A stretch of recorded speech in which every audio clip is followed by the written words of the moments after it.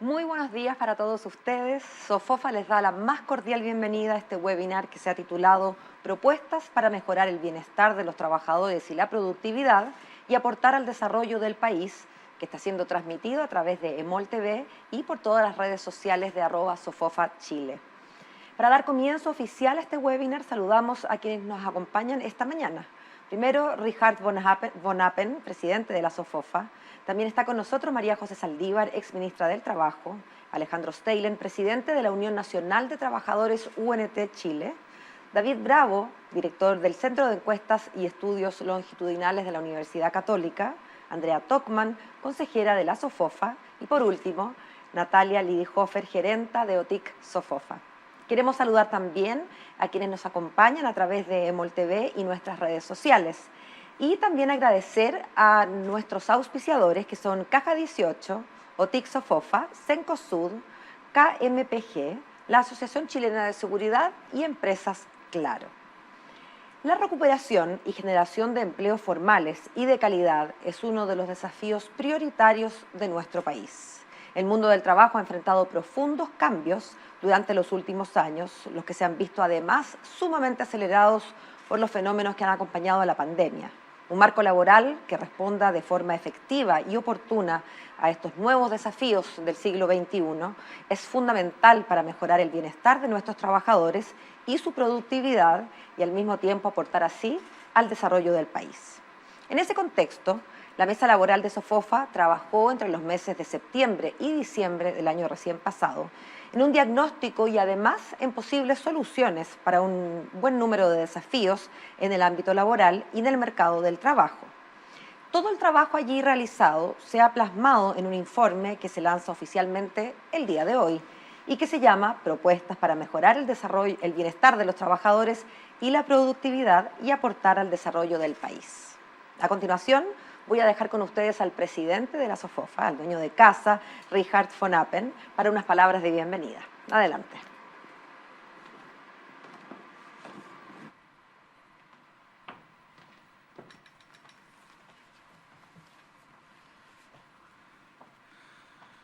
Muy buenos días a todas las personas presentes, especialmente a nuestra moderadora, la señora Paola Berlín, de quienes nos acompañan como panelista en el día de hoy. María José Saldívar, exministra del Trabajo, David Bravo, director del Centro de Encuestas y Estudios Longitudinales de la Universidad Católica, Alejandro Steylen, presidente de la Unión Nacional de Trabajadores UNT Chile, Andrea Tockman, consejera electiva de Sofofa, y Natalia Lidihuber, gerente de la OTIC Sofofa.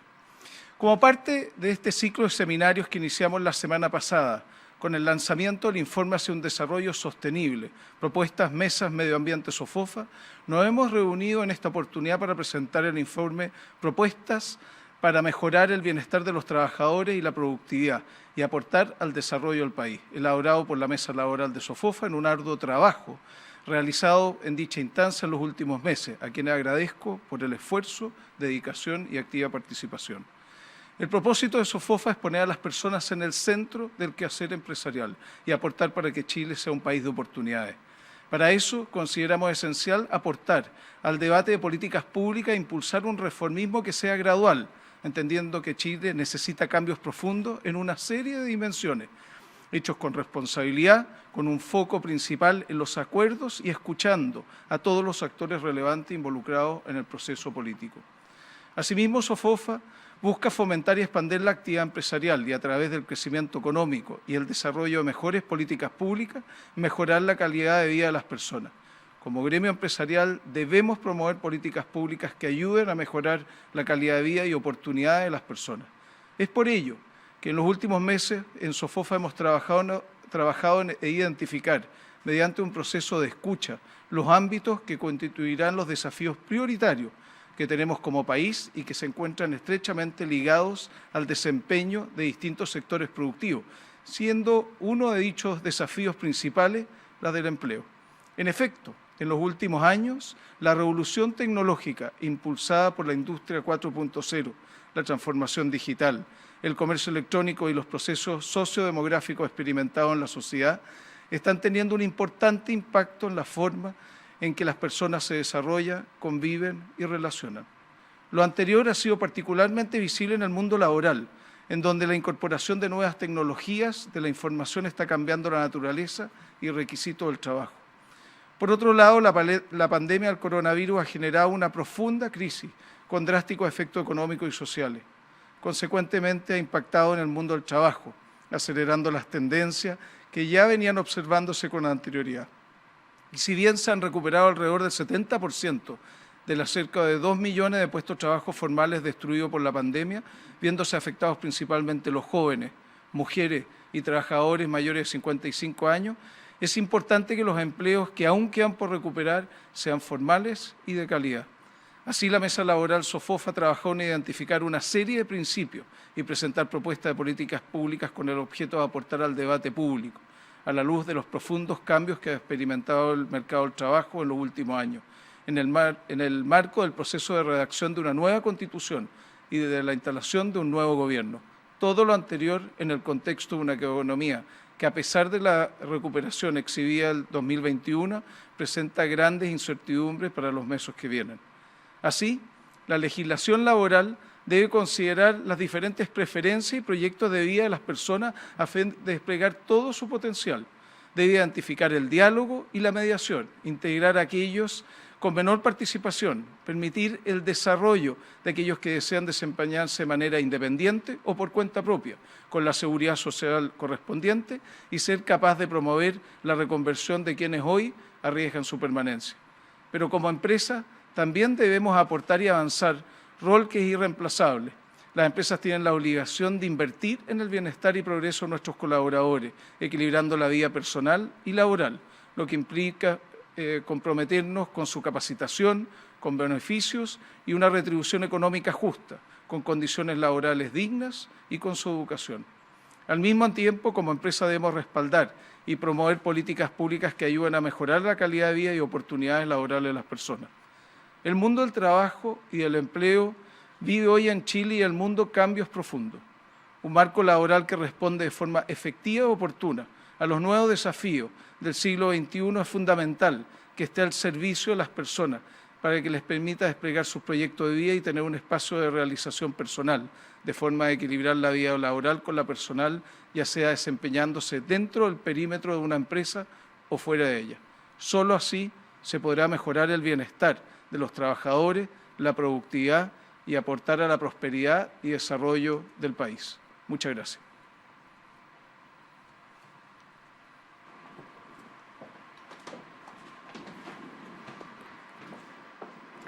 Muchas gracias, Richard von Appen, por esas palabras. Y ahora quiero dejar con ustedes a Natalia Lidihover. Ella es gerenta de OTIC SOFOFA, pero además es la encargada de presentar hoy las principales conclusiones del informe llamado Propuestas para mejorar el bienestar de los trabajadores y la productividad, y de esa forma nos va a dar un contexto a los temas que luego vamos a estar abordando en nuestro panel. Adelante, Natalia.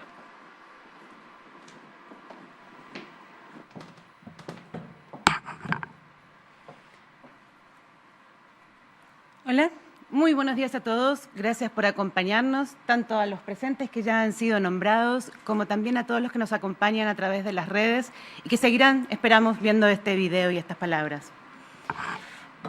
Me toca la misión de representar a mis compañeros notables y expertos en cada una de sus temáticas, y espero estar a la altura del debate que tuvimos en esta comisión.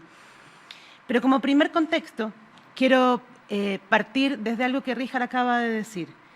Quiero poner como contexto general y como marco de la conversación que tendremos en adelante el propósito que el gremio se ha encomendado, que es poner a las personas en el centro de la actividad empresarial y aportar para hacer de Chile un país de oportunidades. Porque es desde este espacio y de este propósito que SOFOFA se movió a generar y a conformar una mesa laboral en donde se eligieron distintos expertos de la opinión pública relevantes en el mercado laboral, académicos, ya irán conociendo a algunos de ellos, y se nos encomendó una tarea bien compleja e integral, que es ser capaces de disponibilizar al debate público una propuesta sobre política pública laboral.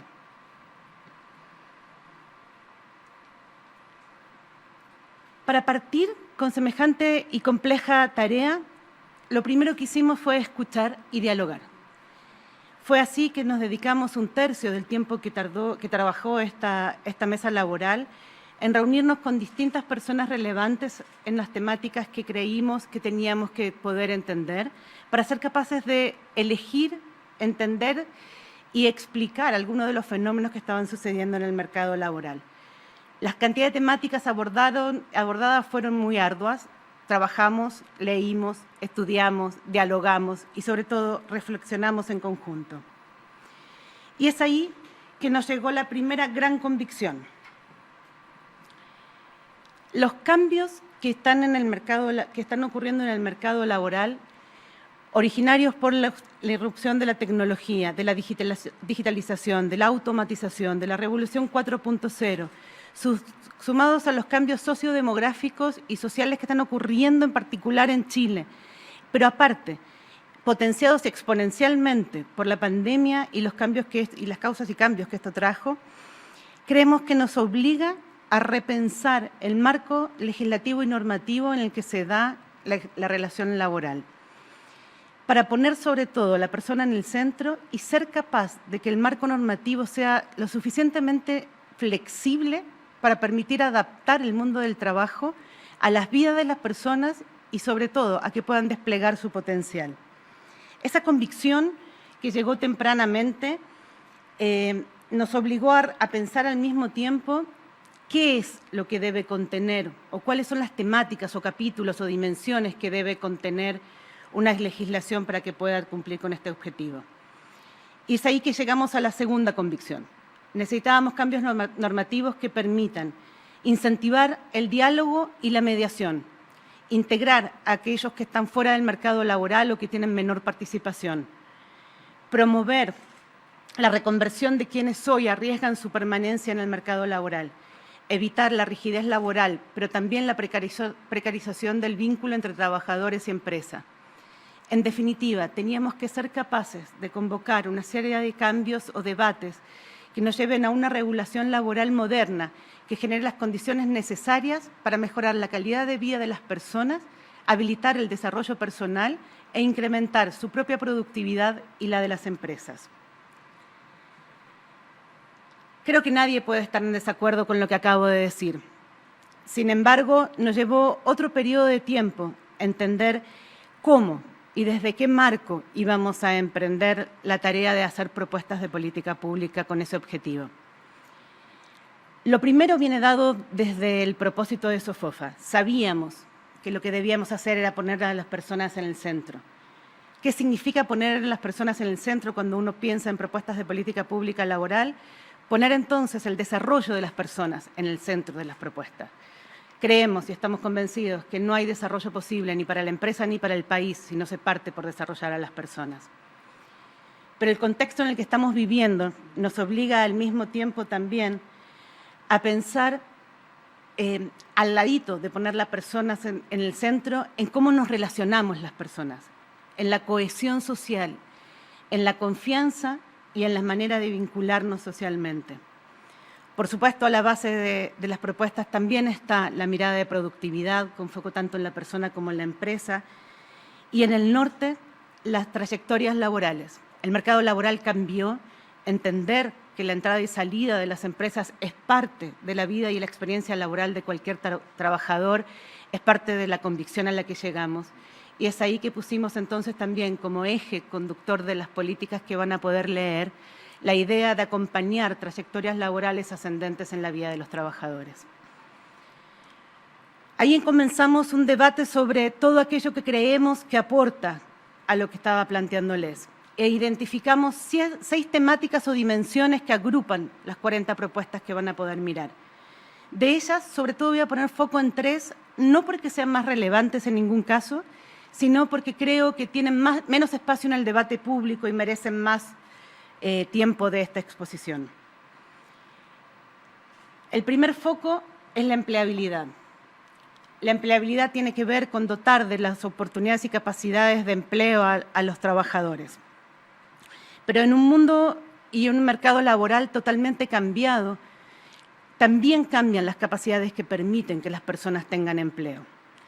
Pero ahora ya no es que cambian una vez y tenemos que adaptarnos, es que el cambio es permanente y por lo tanto tenemos que entender la empleabilidad desde la necesidad permanente de adquirir nuevas habilidades. Creemos que para que eso ocurra es tan importante crear sistemas de orientación laboral que estén basados en habilidades portables y no en ocupaciones. ¿Qué quiero decir en esto? Mientras pensaba hoy en la mañana cómo iba a ejemplificar esto, se me vino a la imagen de una película que todos tenemos en la cabeza. Si yo les digo que piensen en un operador de una planta de alimentos, creo que casi todos ustedes, salvo los que estén muy cercanos con una planta de alimentos, van a imaginarse la vieja imagen de personas con delantal blanco, cofia, haciendo con las manos cosas en una línea productiva. Pero los que están cercanos y los que han visto cómo funciona hoy una planta productiva de alimentos sabrán que ese trabajo fue absolutamente reemplazado por las máquinas casi en su totalidad, que eso implica que haya menos personas trabajando en la planta, pero sobre todo significa que las habilidades que las personas tienen que tener para realizar ese trabajo son completamente distintas a las que antes se tenían. Si uno mira cómo se forma un operador de planta de alimentos hoy, tiene que entender que a lo menos tiene que tener habilidades tecnológicas, entender la tecnología con la que trabaja, el mantenimiento mecánico y eléctrico de las plantas, entender la tecnología 4.0 y sobre todo ser una persona que gestiona información. Ese es el cambio que hoy evidenciamos en uno de los trabajos que han sido más tradicionales y que han tenido tradicionalmente también más personas ocupadas. Sin embargo, no tenemos idea qué es lo que va a seguir ocurriendo.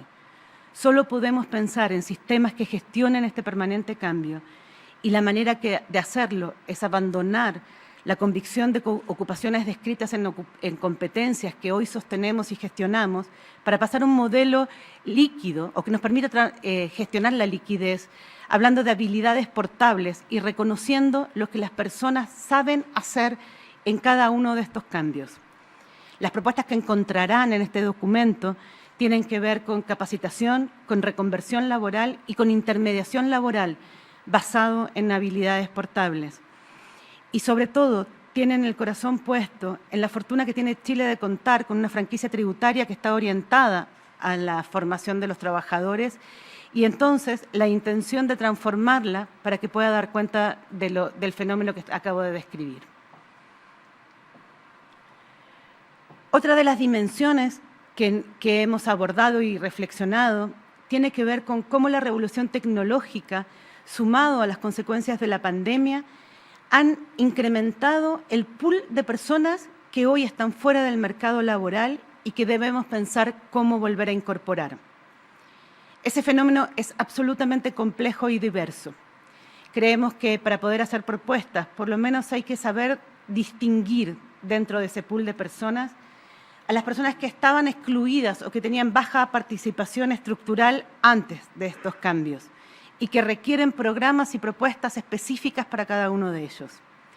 Hay que luego tener propuestas que tengan que ver con las personas que tienen que ingresar por primera vez al mundo laboral y cómo vamos cerrando las brechas que todavía hoy existen entre el mundo formativo y el mundo laboral. Para recién en un tercer nivel, preocuparnos de la recuperación de empleo que tiene que ver con la crisis económica que ha causado la pandemia.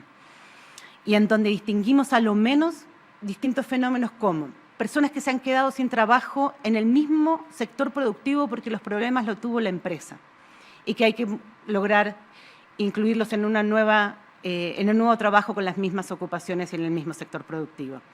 Pero eso no es suficiente porque hay sectores completos que están siendo afectados por la situación económica que estamos viviendo. Y entonces debemos pensar cómo somos capaces de mover a las personas de un sector productivo a otro en la ocupación más cercana a la que conocen y dándole la formación que lo permita. Para en un tercer nivel, preocuparnos de la reconversión laboral. Es decir, ya no es ni la persona, ni la empresa, ni el sector productivo los que están sufriendo los efectos que hemos descrito, sino la ocupación. Lo que la persona hacía en su trabajo es lo que ha ido quedando obsoleto por los cambios tecnológicos. Y lo que tenemos que pensar es cómo capitalizamos lo que esa persona sabe hacer, las habilidades que tiene, y los movemos hacia ocupaciones que están emergiendo en el mercado laboral y que hoy tienen alta demanda. Una tercera dimensión que hemos abordado en la comisión tiene que ver con las formas de trabajo. Creo que esta discusión se ha tomado el debate de los temas laborales, porque lo que nos ha pasado a todos es que de golpe, producto de la pandemia, nos hemos visto como 10 millones de personas teletrabajando desde nuestra casa sin ningún tipo de adaptación. Y eso nos ha llevado a pensar y a entender profundamente, poniendo de manifiesto los cambios que esto trae, las realidades que esto trae, cómo generamos condiciones de formas de trabajo nuevas que nos permitan, yo creo, que tomar parte del punto anterior, es decir, aprovechar las ventajas del teletrabajo para incorporar a aquellas personas que tenían barreras estructurales para entrar al mercado laboral. Y aparte, ser capaces de poner una regulación que nos permita potenciar el trabajo de aquellas personas que hoy lo hacen. Avanzar en políticas laborales que busquen mayor capacidad de adaptación y conciliación en la jornada laboral es parte de lo que todos los expertos nos han dicho que debemos poner en el corazón de la legislación si queremos incorporar a las personas que hoy no están en el mundo laboral. Condiciones de empleo. Nadie puede dudar que proveer de condiciones materiales adecuadas a los trabajadores para el despliegue de sus habilidades es parte del quehacer esencial de la empresa y del mundo del trabajo. Hemos revisado en detalle qué significa eso. Hemos escuchado a los expertos que nos han planteado la necesidad de revisar y mejorar la Ley 24.348, que resguarda el derecho a la igualdad en remuneraciones entre hombres y mujeres. Ley que existe hace muchos años y que, sin embargo, no tiene el impacto que todos deseamos. Es necesario, entonces, definir un rango de tolerancia en la diferencia y acotar espacios de discrecionalidad. A su vez, creemos que uno de los temas que debemos abordar tiene que ver con el efecto que causa la indemnización por años de servicio, tanto en las personas que no abandonan el trabajo actual y, por lo tanto, no toman oportunidades de desarrollo, como en la empresa que no toma algunas decisiones producto de este costo. Creemos que la política pública debe tomar esto y debemos pensar algún tipo de seguro laboral que cubra este costo y que permita que las personas puedan desplegar de mejor manera su desarrollo. Ahora sí, perdón. En el quinto lugar, o la quinta dimensión trabajada, tiene que ver con el nuevo pacto laboral y el diálogo. Y en esto me quiero detener un poquito más, porque seguramente es de lo que menos hablamos. Creemos que tanto en la empresa como desde la mirada de la política pública tenemos que poner foco en construir vínculos cooperativos que potencien la colaboración y canalicen el conflicto en la empresa. Esto tiene que ver con generar, desde la mirada y el foco de la empresa, la cohesión social que añoramos como país. En una época en que hemos visto cómo se ha deteriorado la confianza en nuestro país, creemos que es trabajo de la empresa y de todos volver a construirla. Desde la experiencia que tenemos en el OTIC, hemos visto cómo al medir confianza organizacional, una de las dimensiones que mayormente afecta la construcción de confianza en una empresa tiene que ver con el manejo del conflicto. Y por otro lado, los expertos con los que hablamos en la mesa nos han mostrado el impacto que tiene el diálogo como mecanismo fundamental para avanzar hacia esa cohesión social que añoramos. ¿Qué es lo que creemos y esperamos? Esperamos instalar la mediación como una política pública concreta que fortalezca la formación y la capacitación de expertos en diálogo y mediación al interior de la empresa, que habilite, por lo tanto, nuevas estructuras de encuentro y diálogo que vayan de a poco fortaleciendo la confianza y permitiendo la generación de compromisos por parte de todos, aumentando la productividad, reduciendo los costos económicos y sociales de la empresa, pero sobre todo del país. En el sexto lugar o sexta dimensión, hemos abordado el tema de la participación de los trabajadores en la empresa. Este es un tema que sí se toma el debate público, sin duda. Hemos escuchado por parte de los representantes de las empresas y también por parte de los representantes de los trabajadores la necesidad de generar espacios de diálogo y participación sistemáticos que permitan asegurar mayor involucramiento de los trabajadores en distintas instancias del quehacer de la compañía. Creemos que la compañía no puede darse el gusto de perderse la posibilidad de ser impactados por el talento de los trabajadores, por su conocimiento y su punto de vista a la hora de tomar decisiones, a la hora de integrar la visión y la perspectiva. Y para eso hemos abordado en el documento temas relacionados con sindicalización, negociación colectiva y huelga.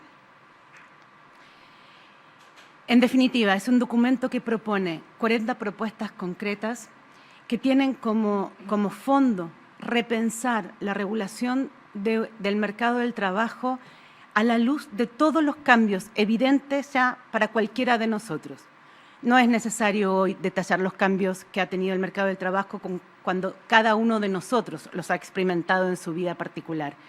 Esos cambios necesitamos poder contar con una legislación flexible que nos permita que sean el espacio del trabajo, el espacio donde las personas puedan desplegar su potencial, se desarrollen y aporten a la construcción de país que todos esperamos.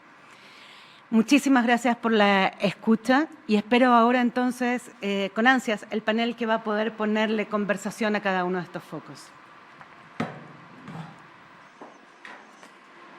Nosotros te agradecemos a ti, Natalia, que ella es gerenta de OTIC SOFOFA, lo decíamos.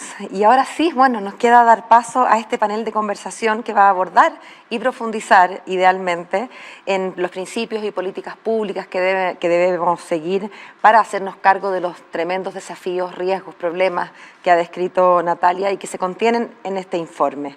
Bueno, grandes temas con grandes panelistas. Vamos a presentarlos a continuación una vez más. Nos acompaña María José Saldívar, ella es exministra del Trabajo. Estamos también con Alejandro Steylen, presidente de la Unión Nacional de Trabajadores UNT de Chile. Por allá lejos está David Bravo, director del Centro de Encuestas y Estudios Longitudinales de la Universidad Católica. Y aquí cerquita, Andrea Tocman, consejera electiva de la SOFOFA. Buenos días para todos y muchas gracias por estar aquí.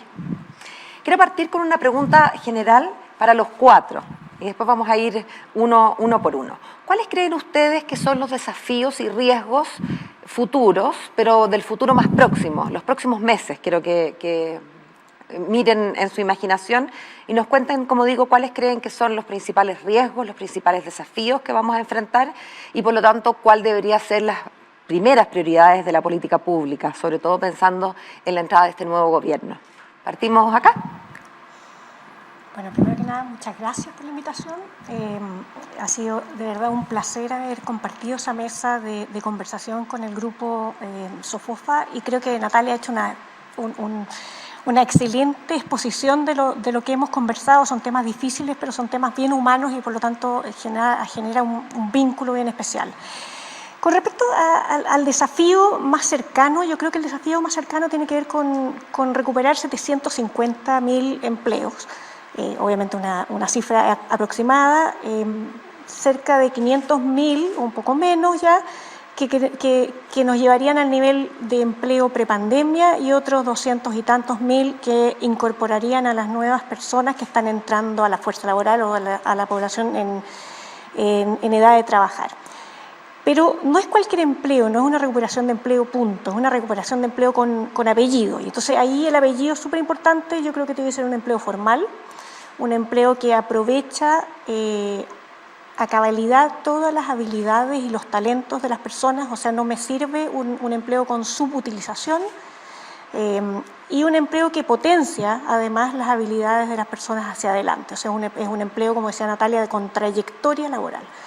Y este desafío es un desafío que es desde la demanda y desde la oferta laboral en el mercado formal y que se tiene que hacer cargo de, sobre todo de las personas más rezagadas. Y ahí nosotros trabajamos en la mesa mujeres, jóvenes y adultos, y en este caso una definición distinta a la que teníamos normalmente. Este es un adulto de mayor de 55, que se ven afectados en su participación laboral o en su capacidad de conseguir empleo por una mezcla de factores. Uno de ellos muy significativo tiene que ver con oportunidades de cuidado. Un segundo elemento muy bien descrito por Natalia tiene que ver con este cambio muy dinámico que estamos viviendo en el mercado laboral y que por lo tanto genera obsolescencia de algunas ocupaciones, carreras, etcétera, y una transición que es difícil de hacer si no hay un sistema bien integrado. Y lo tercero tiene que ver con esas transiciones, ya sea desde la educación hacia el empleo o desde la inactividad hacia el empleo, que ocurrieron o que están ocurriendo en un mercado laboral complicado, saliendo hace un año de una recesión importante, un año que viene con desaceleración importante, y todo lo que nos muestra la evidencia empírica de las recesiones previas es que esos grupos de personas que se integran al mercado, que es lo que tenemos ahora y lo que vamos a tener en los próximos meses, en un mercado recesivo o complicado, tienen consecuencias permanentes en sus trayectorias laborales. Entonces hay que hacerse cargo también de esa diferencia que vamos a seguir viendo por el resto de la vida de esas personas que les tocó la mala suerte de entrar en este momento. Perfecto, Andrea. María José, ¿cómo lo ves tú? Bueno, quiero partir también agradeciendo porque fue una súper oportunidad. De hecho, fue un tiempo en el que uno normalmente no tiene tanto tiempo o no destina tanto tiempo a pensar, a dialogar, a construir. Teníamos distintas miradas, distintas opiniones y siento que el documento finalmente logra recoger esto. Entonces, quiero dar las gracias de la oportunidad de habernos reunido y haber tenido el espacio para poder construir algo y poder aportar, que yo creo que es lo que todos nosotros queremos. Y yo concuerdo con la Andrea que el gran desafío es cómo vamos a generar estos nuevos puestos de trabajo y cómo vamos a poder incorporar en plenitud a personas que están hoy en día fuera del mundo del trabajo o que están marginalmente incorporadas. Aquí tenemos mucha informalidad que tenemos que hacernos cargo de esto, pero yo creo que el mayor desafío que vamos a tener es entender que vamos a tener que seguir viviendo con conceptos que nosotros antes no conocíamos y que es un concepto que es súper claro, que es la resiliencia y la flexibilidad, porque el escenario nos puede cambiar radicalmente. Nosotros estamos haciendo una proyección según lo que vemos hoy día, pero puede esto cambiar radicalmente y encontrarnos con que vamos a tener que nuevamente enfrentar una situación distinta a la que habíamos visto y que puede ser tanto positiva como negativa. Aquí yo no quiero ponerle apellido porque de verdad la vida nos ha enseñado que nos sorprende de manera bastante concreta en el último tiempo, entonces tenemos que estar abiertos a eso. Y estar abierto a eso implica entender que no podemos seguir haciendo las cosas como las hacíamos antes, que el generar este trabajo formal con todas estas características de protección, de seguridad, de bienestar, puede ser que sea distinto a lo que se va a necesitar en su minuto. Y entonces va a necesitar que nosotros estemos súper pendientes, súper abiertos y súper receptivos a las señales que nos van entregando. Porque creo que aquí hay un concepto que es súper importante, que tanto Richard como la Natalia lo dijeron. Cuando uno entiende que el mundo del trabajo hay que poner a la persona en el centro, es súper distinta las variables que hay que poner en consideración a cuando uno pone otro tipo de elementos en el centro, que pueden ser igualmente válidos, ¿ya? Pero el punto de partida es el que uno tiene que centrarse. Y si nosotros creemos, y yo creo absolutamente en eso, que es la persona la que tiene que estar en el centro, bueno, vamos a tener que estar abiertos a qué nos va a pasar, cuáles son las posibilidades que nos va a entregar esta pandemia y tener presente que nosotros tenemos una población que es necesario que pueda desarrollarse plenamente en la vida. Y el trabajo es una forma en la cual parte de nuestro desarrollo integral es fundamental y no podemos olvidarlo. Eso. Yo me voy a quedar con eso de mandar a hacer una polera que diga resiliencia y flexibilidad como principios para la vida, no solamente para el trabajo, ¿verdad? Alejandro, ¿cómo lo ven ustedes desde la Unión de Trabajadores? ¿Cuáles son los desafíos más importantes y más urgentes para los siguientes meses? Bueno, lo primero quiero dar las gracias a todos, ¿no? En especial a Sofofa, digamos, por tener este tipo de diálogo, habernos hecho parte del diálogo también, ¿no? Yo creo que es vital. Mira, yo creo que los grandes desafíos que tiene este país tiene que ver con algunas incertidumbres que se han puesto, ¿no? En esto hay que sincerar algunas conversas. El querer dialogar, el buscar, seguir haciendo las mismas formas que ya no nos han resultado, tienes un detallito. Yo creo que hay que avanzar al diálogo franco, sincero, al interior de las empresas. Yo creo que hoy día derechamente hay que decir, ¿saben qué? Si ya no nos resultó este diálogo global, donde alguien dijo nos sentamos allá en Santiago todo, falló. Esa es una parte, eso podrá dar directrices, ¿no? Pero ¿por qué hoy día no crear consejos laborales a los interiores de las empresas, ¿no? Para ver toda esta incertidumbre, como ha dicho la ex ministra, que a mí me parece que son claves, ¿no? Uno puede definir cosas hoy día que mañana ya no pueden resultar. Pero ¿quiénes tienen la manija de la solución? Aquellos que están al interior de la empresa. Yo podré decir muchas cosas desde aquí para allá, pero la verdad que en realidad es que son distintas. Entonces es importante que el diálogo, los actores del diálogo, sean aquellos relevantes. Yo que vengo del mundo sindical, por cierto, me encantaría que todo fuera a través del sindicato, pero también entiendo que hay una cantidad de trabajadores en Chile, muchos, la mayoría, que no están sindicalizados. Entonces, ¿qué tiene que ver una cosa con la otra? ¿Por qué no crear los consejos al interior de las empresas? Oye, mira, sabes que ahí están los representantes, el equipo, que no es lo mismo que decir que queremos ser parte del directorio. Entonces, oye, esos pasos son los que tenemos que dar para ver estos problemas de grandes incertidumbres, ¿no?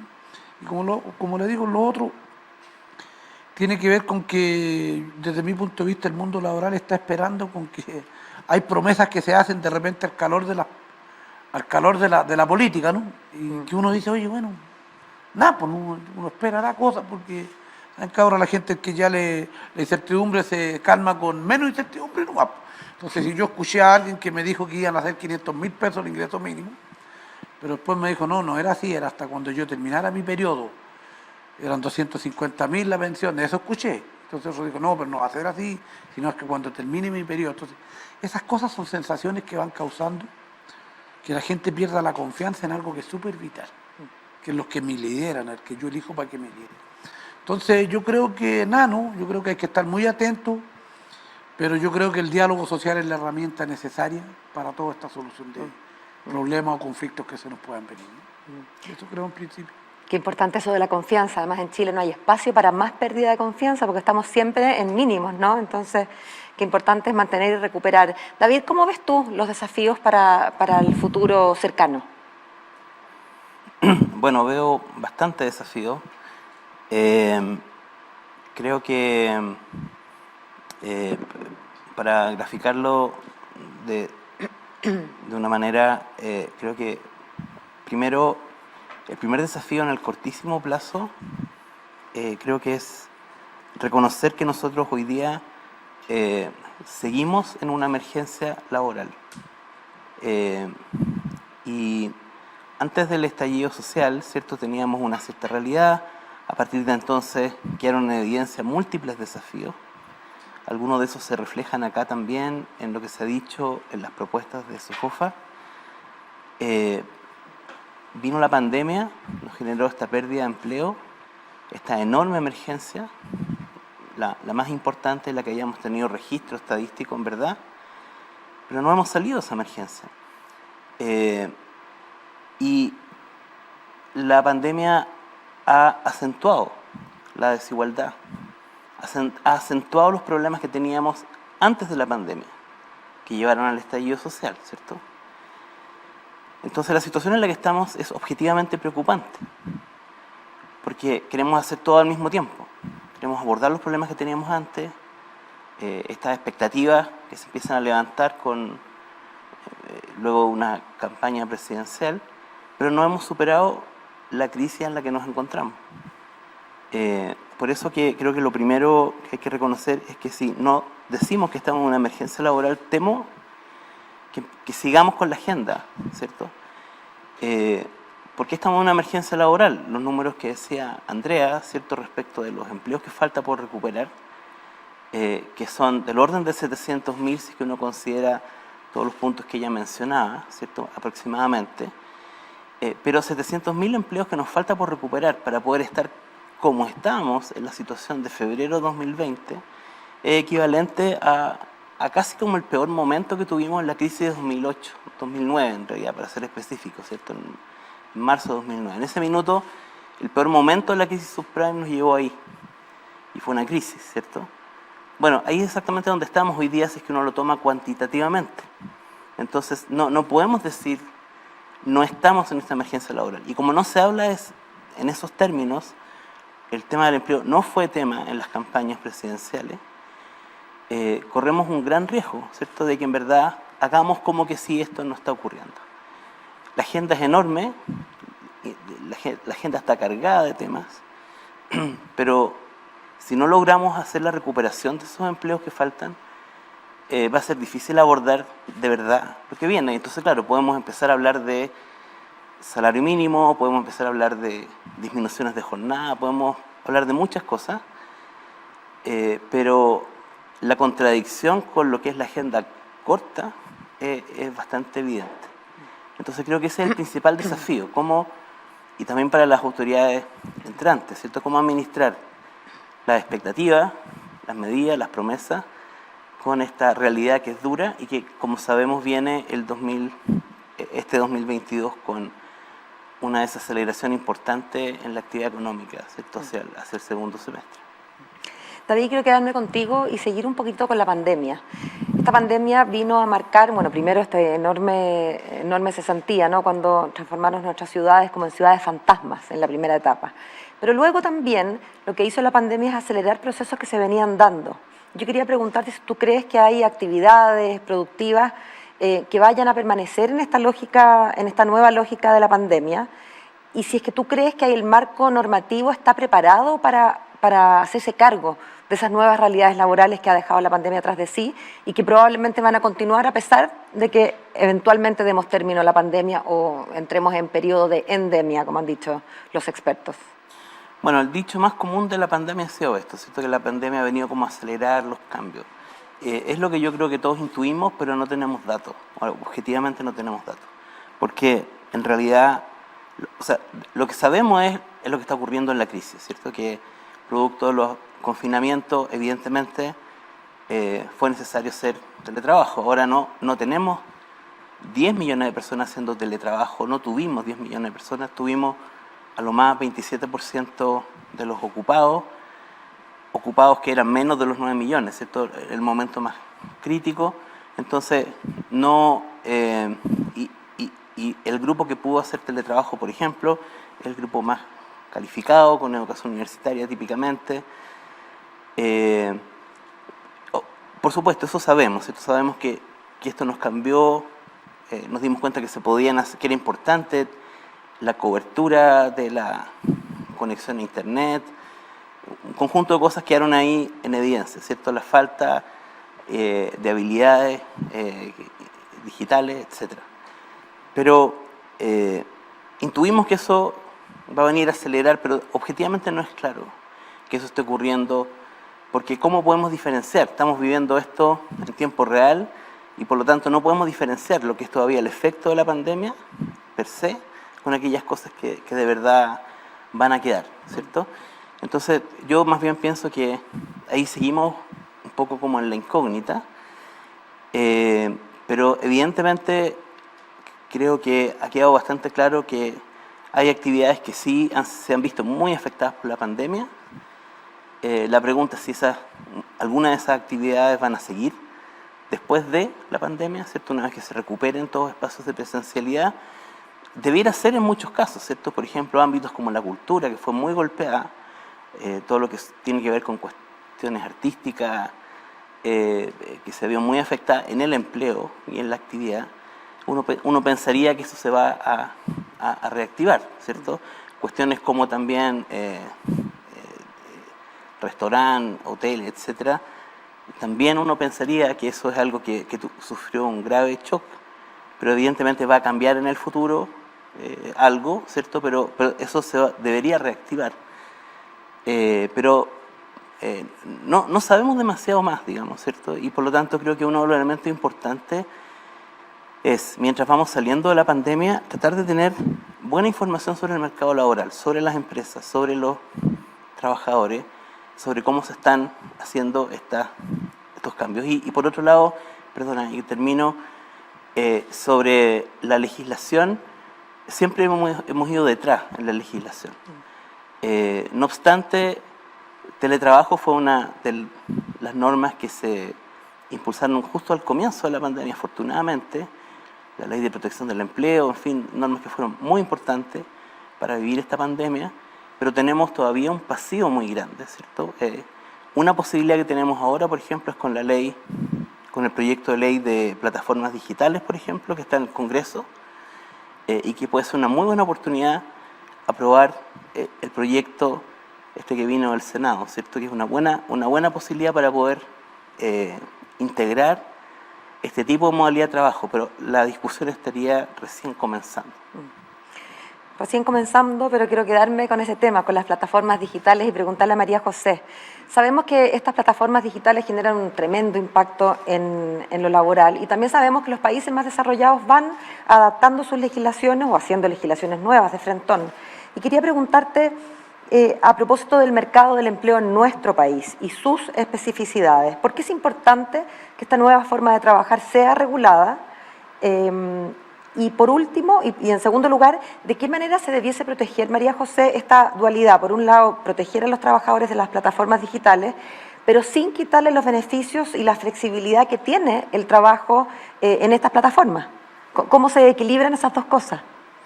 Lo primero que hay que entender es que las plataformas son súper diversas. Entonces, uno no puede buscar una regulación que sea única porque hay distintas formas en las cuales los trabajadores o los colaboradores, como ellos les mencionan, se relacionan con las plataformas. Y entonces yo creo que eso es lo primero, entender de que tratar de buscar un único modelo que las pueda tomar a todas, nuevamente nos da una rigidez que no nos va a dar la posibilidad de poder enfrentar esta situación. Pero ¿se puede pensar en principios que Lógico. luego inspiren al modelo específico? Absolutamente. Y ahí uno tiene que entonces nuevamente entrar a ver en este tema que es bien complejo, porque las plataformas tienen ciertas características que los hacen súper atractivos para trabajadores, ¿cierto? Y para determinadas formas de realizar el trabajo. Si yo le meto mucha rigidez, yo esa forma de trabajo de alguna manera puedo hacer que no sea lo suficientemente atractiva. Tenemos muchos trabajadores que trabajan en más de una plataforma a la misma vez, o que trabajan en un trabajo formal o en un trabajo dependiente, por así decir, y en una plataforma. Entonces hay que entender todas estas características para poder buscar cuál es la mejor y la más fácil manera de abordar una regulación respecto de ellos. Pero esto no quiere decir que estos trabajadores no tengan que estar con toda la protección y toda la cobertura y toda el fondo de la protección del Estado frente a lo que ellos están haciendo. Y ahí también hay que tener harto cuidado, porque si es que uno va buscando mecanismos que regulen cada uno de estos tipos distintos de plataforma, uno a lo mejor puede volver a ponerle muchísima rigidez. Y ahí entonces hay que entrar a ver, hay principios generales. El tema de la dependencia es un tema que es súper importante. Si tiene dependencia, tiene que seguir las reglas generales. Si trabaja de una manera que es más independiente, bueno, también hay una serie de normativas que la regula, pero hay que reconocer esto y tiene que quedar establecido.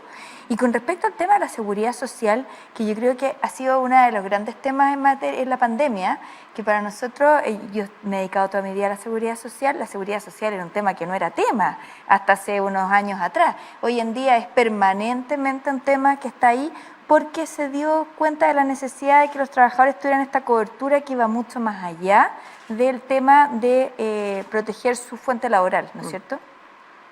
Y en ese sentido creo que nosotros tuvimos la suerte de haber aprobado una ley con anterioridad a la pandemia, que fue la incorporación de los trabajadores que emiten boletas de honorario al sistema de seguridad social, que permite entregar un paraguas también a los trabajadores de plataforma. ¿Por qué? Porque si es que yo trabajando en una plataforma emito boletas de honorario, yo voy a tener toda la cobertura en materia de seguridad social.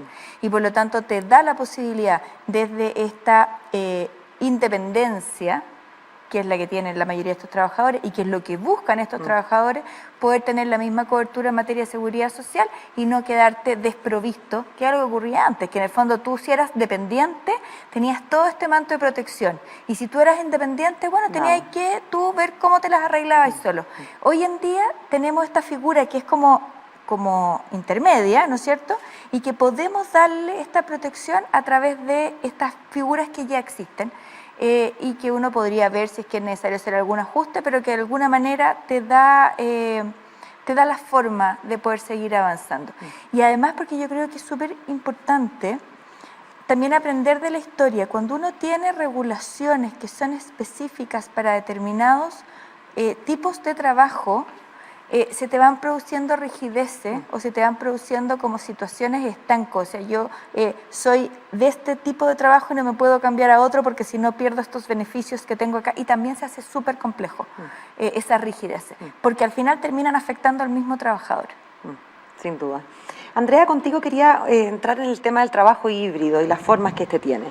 ¿De qué manera podrían ser perjudiciales para aquellas personas que por diferentes realidades no pueden asistir presencialmente al trabajo y qué elementos deben tenerse en cuenta desde la empresa para morigerar estos efectos negativos y permitir que el desempeño laboral, la trayectoria y la integración sean plenas en estos trabajadores híbridos.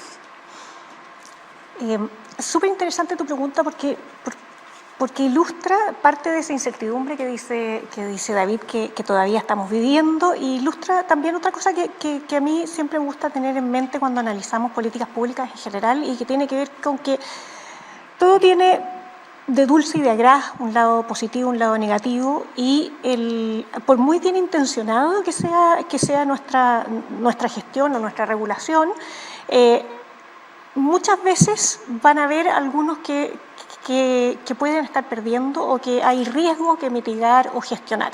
Y este es un ejemplo claro de eso, ¿no es cierto? Hay evidentes beneficios de haber tenido la ley de teletrabajo, llevábamos muchos años tratando de impulsarla, vienen a generar elementos positivos con respecto a mantener muchas personas trabajando en un momento donde nos mandaron a todos a la casa. Claramente no todo el mundo, David tiene datos bien interesantes de cuántas personas pueden realmente hacer trabajo no presencial, ¿no es cierto? Y entonces tiene elementos muy positivos, incorporamos nuevos talentos que no podían trabajar si no tenían estas posibilidades de trabajar desde otro lugar. Las personas pudieron adaptarse de mejor forma conciliando trabajo y familia. Hay gente que se movió geográficamente y mejoró su calidad de vida. Hay gente que se hace más productiva porque pierde menos tiempo de transporte. Entonces, claro, hay un lado muy positivo, pero hay un lado B. Hay un lado B que tiene que ver con y que también es positivo, creo yo, porque nos dimos cuenta de algunas otras cosas que trae este trabajo. Primero, totalmente no presencial, y luego esta mezcla híbrida que yo creo que es la incorporación todavía inmadura de esos aprendizajes, ¿no es cierto? Entonces nos dimos cuenta que nos faltaban algunas cosas. Primero, que solo 25% de los trabajadores podían estar teletrabajando, ¿no es cierto?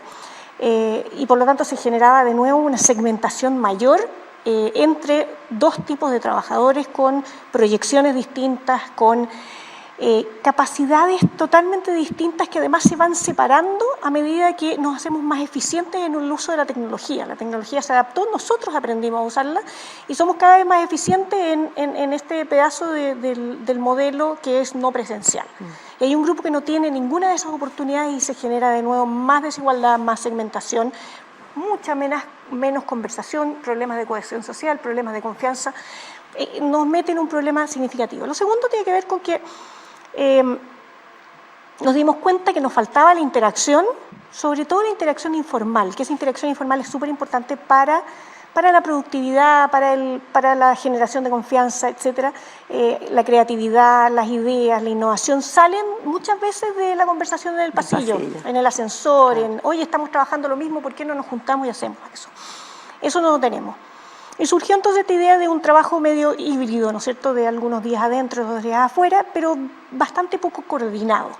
Y como es poco coordinado, no hay una intencionalidad de generar esos espacios positivos de interacción de las personas, ¿no es cierto? Yo, de hecho, estoy yendo hoy día a mi oficina y no me dejan salir de mi oficina, por lo tanto no puedo hablar con nadie más.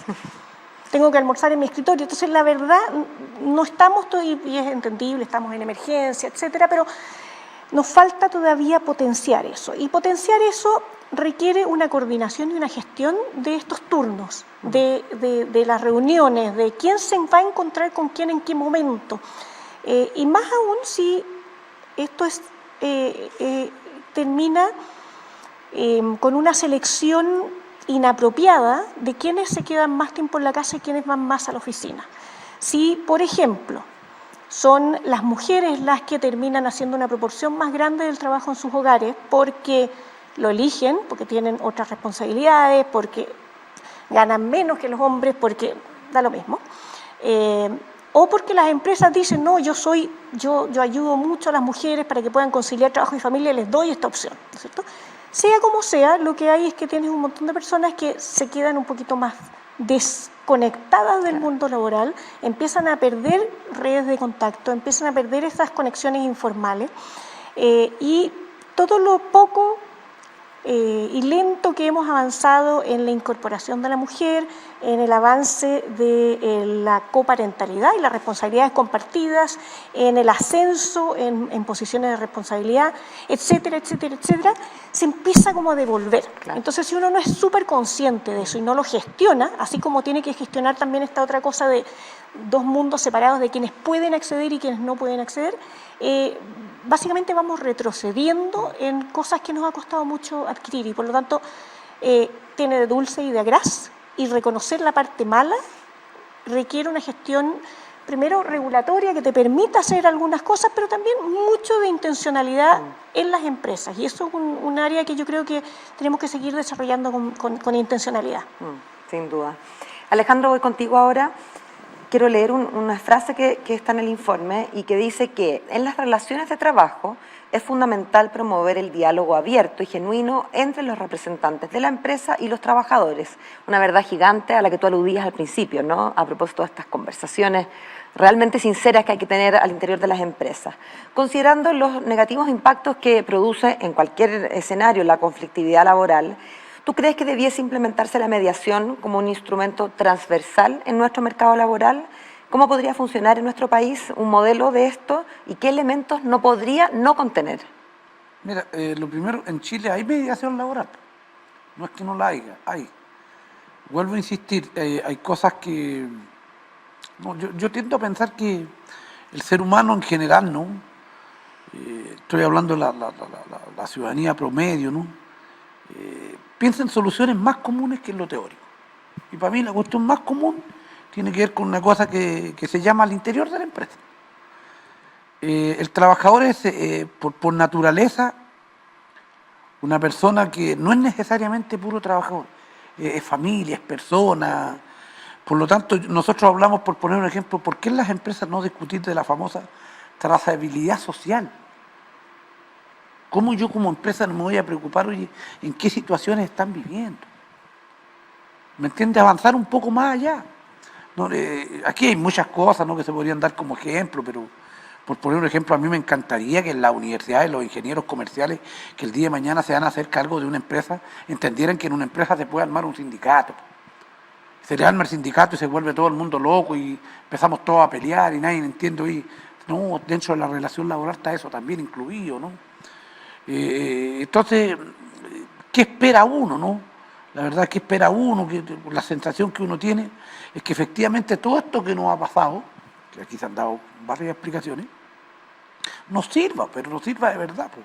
Y el que nos sirva de verdad tiene que empezar a entender mejor este concepto, que el ser humano está en el centro de la conversación. Cualquier mesa de conversación, ser humano, trabajador, trabajadora, el respeto, ¿me entiendes? Pero hay cosas que están en el entorno que pueden empeorar o mejorar ese tipo de cosas. Voy a poner un ejemplo en Chile, la inmigración. O sea, cómo se miente, pero se miente y se miente. Y el mundo se sigue diciendo lo mismo. Voy a poner un ejemplo, ¿no? Hay falta de mano de obra en algunos sectores de la productividad. Exceso de inmigrantes intentando ingresar. Yo no veo que se diga, ¿saben qué? Que el empresario X que necesite trabajadores, ¿sabe qué? Mire, ¿cuántos necesita? Venga para acá. Aquí no están.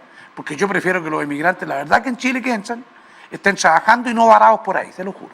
Entonces, ¿sabe qué? Pongámoslo aquí, usted se me va a hacer responsable como empresario. El día que usted sabe que se desocupen, usted le cumple todas sus leyes y me los pone de vueltecita para allá, para que estemos todos tranquilos. Estemos tranquilos, esa es una cosa. Pero no se hace. No, porque hay que estar ahí, que la galería empieza a aplaudir, entonces se empiezan a hablar de cuñas, como que, oye, no, todo lo que tenga que ver con cambiar las cosas tiene que ver con debilitar derechos. Y no tiene nada que ver una cosa con otra. No, el teletrabajo, como estábamos hablando recién, llegó para quedarse, ¿no? O sea, yo la experiencia que viví fue espectacular, ¿no? Nosotros fuimos al Parlamento, ministra, me acuerdo, a defender esa idea. Y hubo sectores que lo acusaron a uno, no, ahí estáis vos apostando a que exploten a las trabajadoras y los trabajadores, sobre todo el mundo de los conceptos. Hoy día pregúntele a ella, ¿sabe cuál es el reclamo? O es que el empresario unilateralmente quiere que yo vuelva. Claro. Y primero no quería, ¿te acordáis? No, pero es que ¿sabéis qué? Que ahora me sirvió esto, porque antes yo en ir y volver a la pega ocupaba 2 horitas. Y ahora la verdad es que no la hago nada nomás, estoy aquí. Pero eso también lleva algunos desafíos, como digo yo, porque en el caso de las mujeres, bueno, el hombre igual, Igual de repente uno quería ir a la empresa porque había el espacio para copuchar un rato. A veces hoy algunos salían a fumarse el cigarro afuera y es como esa relación de amistad, ¿no? claro. Y esas cosas también se fueron perdiendo. Y dijeron, ¿sabes qué? Yo necesito también ahora salir. Ya estoy aburrido de estar con el mismo marido en la casa, ¿no? Entonces quiero salir, tener otro contacto. Bueno, ese tipo de cosas también han pasado. Entonces, ¿qué creo importante yo en esto? Que hay que estar atento, como decía la ministra, a los cambios. Los cambios van a ser feroces de aquí para allá. ¿Para qué les voy a decir del mundo que vengo yo? ¿Cómo han sido en la agricultura? Si la mecanización llegó para quedarse, no es una cuestión. Entonces, más allá de oponernos nosotros, o que alguien nos ponga cuña en el discurso, tiene que ver, oiga, ¿cuál es el mundo real? El mundo real es que en Chile tenemos harta gente informal. Bueno, ¿debemos preocuparnos de lo informal? Debemos preocuparnos de su seguridad social. ¿Cómo alguien le puede estar diciendo a los chilenos, ¿sabéis qué? Da lo mismo que te gastes la plata ahora, pero vaya a tener mejor pensión mañana? Entonces, soy un ser humano raro, y ¿cómo va a estar diciendo eso? No, pues la plata era mía. Bueno, como decía por aquí, yo estaba conversando antes con David, me preocupa a mí por la informalidad porque tenemos que formalizar a esa gente, pero no todos van a querer trabajar en una empresa, estar contratados, no. Yo digo, oiga, ¿sabe qué? Siempre pongo el ejemplo del ministro aquí como exministro. Digo, yo, pues si alguien tiene un almacén y yo nunca me he interesado en emplearme con nadie. Pero ¿por qué el Estado no me dice, mire, ¿sabe qué, distinguida? Usted con todos los impuestos que paga, nosotros de ahí le vamos a sacar un porcentaje a usted y se lo vamos a colocar para su vigencia. Listo, listo. Usted sabe perfectamente que es así.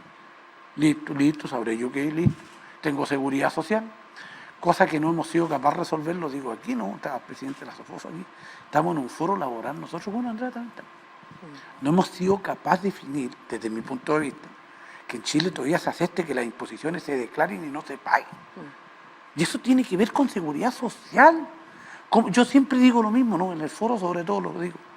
¿Cómo me voy a parar ahí, en la Plaza Italia, a decirle algo y para? ¿Sabes que tú no puedes destrozar este país para creer que lo vamos a construir? No puedes robarte, lo lamento al tiro. Sí, pero basta que alguien me diga, sí, ve de los 2.000 trabajadores de Montserrat, 2 años las imposiciones declaradas y no le pagaron ni uno, llegó la crisis, quedaron todos en la calle. ¿Qué explicación yo le doy a mi mamá, a mi abuela con eso? Entonces hay que hacer políticas que tengan que ver con la orientación de que lo que la gente quiere escuchar. Oiga, ¿sabe qué? No se permite aquí ni se permite allá que efectivamente las malas prácticas se hagan. Entonces lo único que hemos dicho nosotros hoy día, por si acaso, les digo aquí como punto de construcción, es que, oye, si a mí me descuentan mis imposiciones, mi seguridad social, lo lamento harto, pero el responsable no soy yo. Por cierto. Es el que recauda, el organismo que recauda, con el pagador. Ustedes todos entienden, y mi plata en un tiempo me aparece ahí. Esa lógica andamos buscando, ¿no? Obvio. Porque la verdad que el responsable no es el trabajador.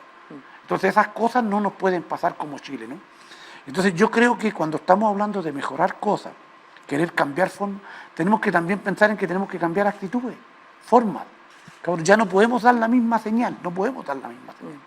Entonces desde el mundo laboral nosotros lo que esperamos que efectivamente todo este tipo de cosas, todos los cambios, todo lo que queramos hacer, tenga que ver con, como le digo yo, con un diálogo social, pero al interior de la empresa. A mí me gustaría el interior de la empresa. Yo conozco algunas experiencias bonitas. Ahí está el problema, no que nos hagan ver como enemigos, si no somos enemigos, somos contrapartes. Nosotros en el mundo sindical, por lo menos mi creencia, no, yo vengo del mundo privado, todavía gracias a Dios estoy vinculado a una empresa, no hay ninguna posibilidad que le vaya bien a los trabajadores en Chile si le va mal a las empresas. Así de simple nomás. Entonces, como ese discurso nos resulta mucho, al dirigente le gusta levantar la mano a esta barriga y no, compañero, váyale para allá. Bueno, váyale para allá, algunos quererán así. Y hay algunos empresarios que han dejado crecer ese discurso también, por mantenerse cómodos. Entonces, no, sinceremos las cosas, ¿no? Ya sabe que hablemos prácticamente lo que la gente quiere escuchar. Tiene que haber empleabilidad, mejoremos la empleabilidad, mejoremos la calidad del empleo, mejoremos la calidad del empleo. Pero lo vamos a hacer juntos. No imponer cosas. Esa es una de las cosas que yo creo que en Chile deben cambiar en los paradigmas. Tratar de empezar a relacionarnos, entender que existimos todos. Completamente de acuerdo. Yo creo que está surgiendo un candidato aquí entre nosotros en el panel, ¿o no? Vieron a ser candidatos. Andrea, cambiemos un poquito de tema. En el marco de la discusión salió en las palabras de Natalia de este sistema de indemnización por años de servicio. ¿Cuáles son, tú crees, las principales brechas que presenta el sistema actual? ¿Qué impacto podría generar considerando que enfrentamos hoy día una creciente movilidad, ¿no es cierto?, en las ofertas laborales? ¿Y en qué dirección crees tú que debería moverse algunos creen que definitivamente hay que terminar con la lógica de la indemnización por años de servicio. La indemnización por años de servicio ha sido un tema bien polémico y discutido mucho antes de esta pandemia, pero yo creo que la pandemia nos ha traído de vuelta esos grandes temas que eran parte de la discusión, pero que no se veían tan tangibles, ¿eh? Y que tiene que ver con lo que han dicho todos, que estamos en un periodo de transformación acelerada. O sea, la revolución tecnológica, industrial, venía de antes, ¿no es cierto? Y lo que lo diferenciaba de las 3 anteriores tenía que ver con esta velocidad vertiginosa. Eso, sumado a la pandemia, generaron cambios sustantivos, estructurales en las actividades que realizamos, cómo las realizamos, qué sectores están en auge, qué sectores están en declive. Y entonces algo bien significativo que uno empieza a ver es que en muchos casos lo que es beneficioso para el individuo, su familia y la sociedad es que estas personas puedan migrar entre distintos sectores que se están haciendo obsoletos, usando sus propias habilidades y construyendo sobre ellas para entrar en algunas trayectorias en otras empresas, en otros sectores que puedan inducirle a una mejor condición de vida, a una proyección distinta, etcétera. No hay nada más deprimente que quedarte en una empresa porque no quieres perder ese pocito de plata que está ahí, ¿no es cierto? Y además, es malo para la empresa. El incentivo perverso de que me echen. Exactamente, es malo para la empresa, es malo para la persona y sobre todo es malo para la sociedad como un todo, ¿no es cierto? Hay que entender que la indemnización tiene un objetivo y es que queremos internalizar esos costos adicionales de estar sacando a gente en cualquier momento, ¿no es cierto? Hay una razonalidad que probablemente tiene como contrapesos, ¿no es cierto? Puede ser, en un mundo como el actual, que es absolutamente dinámico, un costo demasiado alto para la persona, a esa persona que originalmente queríamos proteger. Entonces ahí nuestra discusión fue por varias formas y dimos varias vueltas porque es un tema bien complicado y pensábamos que en que esto tendría que ser primero a todo evento, o sea, no esperar a que me despidan. Y probablemente también sacarlo de la empresa al tiro, es decir, trasladarlo como un seguro que puede estar administrado en el seguro de cesantía, pero como un seguro de traslado, de cambio. Exactamente, es un pozo que me va a servir para varias cosas, ¿no es cierto? Por si la transición no es demasiado eficiente y me pasa un tiempo, porque necesito a lo mejor adecuar mi propio portafolio de habilidades para ajustarme a las nuevas condiciones, etcétera, ¿no es cierto? Algo un poco más disruptivo que conversamos y que fue interesante tenía que ver con que una de las cosas importantes que nos faltan es efectivamente información para ir adelantándonos a esos cambios. No sabemos de verdad lo que viene y cambia todo tan rápido que es súper difícil ayudar a las personas, orientarlas, intermediarlas, a uno mismo, ¿no es cierto? Oye, ¿cuál es la habilidad que van a requerir hacia adelante para mi propia posición, ¿no es cierto? Y eso requiere mucha información y esa información en parte muy relevante viene de las mismas empresas. Y no tenemos un buen sistema todavía para lograr recopilar esa información. Hemos hecho hartos avances a través de los observatorios y otros, y hay que aprovechar eso, pero creo que todavía se necesita más información y más preparación. Y hay una idea que es bien polémica, pero que se discutió, tenía que ver con qué pasa si logramos que las empresas, cuando ya se dan cuenta que alguna línea específica de trabajo empieza a decaer y no hay forma de reencauzarlos dentro de la misma empresa. ¿Qué pasaría si es que esta empresa da un aviso por anticipado? Entrega la información específica de por qué se está produciendo la obsolescencia, nos ayuda a identificar cuáles son las habilidades de esas personas que van a quedar sin empleo, pero con un tiempo suficiente para que a través de, a lo mejor, un subsidio estatal, se puedan ir reconvirtiendo y reubicando en un sistema que es distinto de preparación para el trabajo, que tiene que ver con una cosa mucho más amplia, que orienta, que intermedia, que acompaña, que recapacita, y no estos silos que normalmente tenemos en cada uno de estos elementos en el sistema hoy día de formación para el trabajo. Entonces, yo creo que de nuevo, volviendo al principio, este es un mundo que está cambiando aceleradamente, que tiene cambios estructurales y que lo peor que podemos hacer es amarrarnos a los pedacitos que se están cayendo, ¿no es cierto? Y más bien, de alguna forma, empujar a todos a esos sectores de mayor auge donde van a haber mejores trabajos. Oye, lo peor que te puede pasar es competir con una máquina. Lo mejor que uno puede hacer es ser contraparte de la máquina, y para eso se necesitan otras habilidades y poder estar en el lugar preciso, en el momento preciso. María José, quiero que volvamos un poquito al mundo sindical, a propósito de esto que nos planteaba Alejandro, tan llano y tan falto de eufemismos, ¿no? ¿Cómo debiésemos avanzar en materia sindical? ¿Cómo podemos potenciar la confianza entre trabajadores y las empresas, siempre intentando nivelar la cancha para esas negociaciones y para que puedan hacer digamos, negociaciones relativamente parejas? A ver, que lo que plantea Alejandra es fundamental. O sea, para que uno pueda negociar con alguien no tiene que estar en igualdad, ¿no es cierto? Pero para poder estar en igualdad se tienen que dar ciertas cosas antes. Y es de partida que haya confianza, que exista un diálogo que sea real, pero además que no hayan prejuicios. Lo que pasa es que cuando uno se sienta a conversar y uno tiene una idea preconcebida del otro, uno inmediatamente entonces supone las intenciones del otro. Entonces da lo mismo lo que el otro me diga, porque yo voy a suponer que el otro quiere decir lo que yo creo que él va a decir.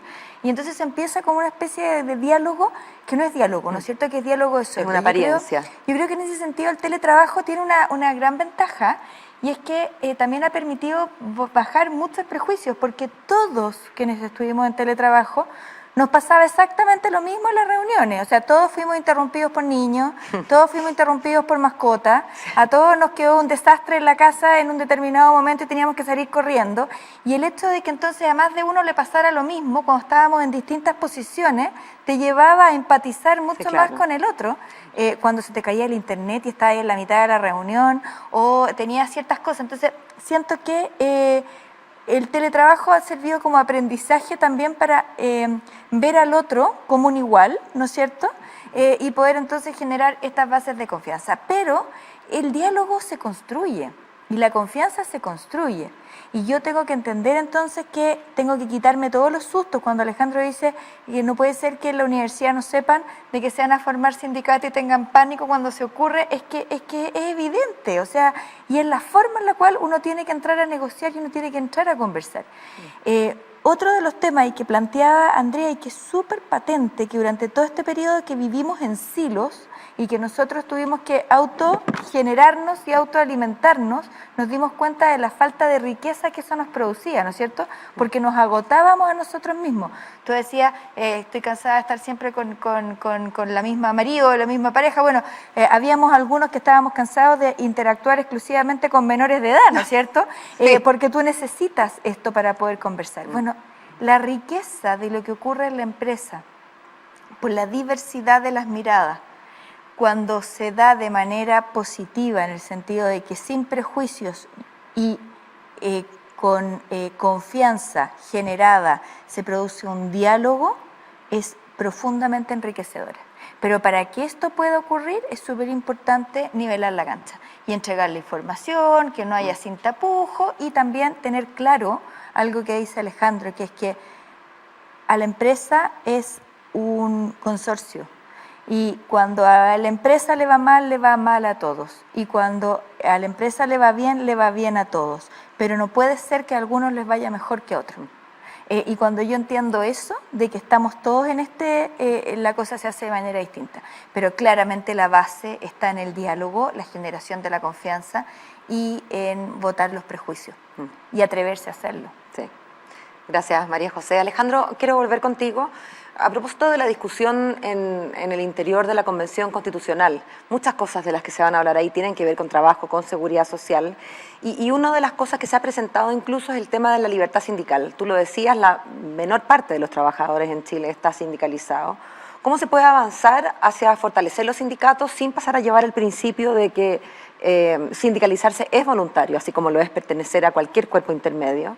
Y por otra parte, quería preguntarte, en el marco de la negociación de trabajadores y empresas, ¿cómo crees tú que, conociendo el mercado laboral chileno, debería darse esto? ¿Deberíamos hacerlo por rama, como se dijo en el programa, siempre lo dijo, ¿no? El presidente electo? ¿Debería ser sectorial, nacional? ¿Cómo lo ves tú? Mire, respecto a la primera pregunta, creo que es interesante entender que en el tema de la sindicalización, yo no creo en la sindicalización aquella que obviamente no de algunos regímenes que, oye, ahí está la solución del problema, no, la verdad que no. No me gusta que me encierren en ningún, como digo yo, gallinero por ahí, oye, de aquí gobierno todo, ¿no? Yo creo en la libertad, y en la libertad tiene que ver con que el sindicalismo, la libertad sindical tiene que ver con que el sindicalismo, o los que hacemos sindicalismo, tengamos la capacidad también de cambiar nuestras formas. A la gente hay que convencerla de que efectivamente el sindicato sirve. ¿Me entiendes? Y pongo como ejemplo de la empresa que yo vengo, ¿no? O sea, cuando yo escucho hablar aquí, por eso yo digo que la relación es más básica que lo teórico. Mire, que hoy día en la empresa nuestra se esté a través del CENSE capacitando a toda la gente en albañiles, carpintería, que no tiene que ver con el rubro, ¿eh? Está puesto en la negociación colectiva, porque saben que el día de mañana esto puede cambiar el negocio, chiquillo, o chiquillos, y saben que ustedes se pueden dedicar a otra cosita. Y eso no quiero decir que no fuimos ni a hacer ni una ley para allá, ni una ley para allá. Nos sentamos a conversar y digo, cabrón, ¿sabes qué? Pongámonos en esa parada por si acaso va a pasar. Bueno, eso tiene que ver con discutir. Y en la negociación colectiva sale ahí.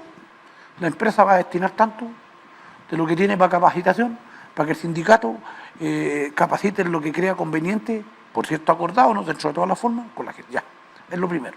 Eso tiene que ver con confianza. La confianza da eso, el sentirnos de igual a igual, con los respetos. Yo entiendo como le digo, la posición del empresario, pues también entenderá la mía, ¿no? ¿Me entiende? Porque somos una sociedad, eso es lo primero.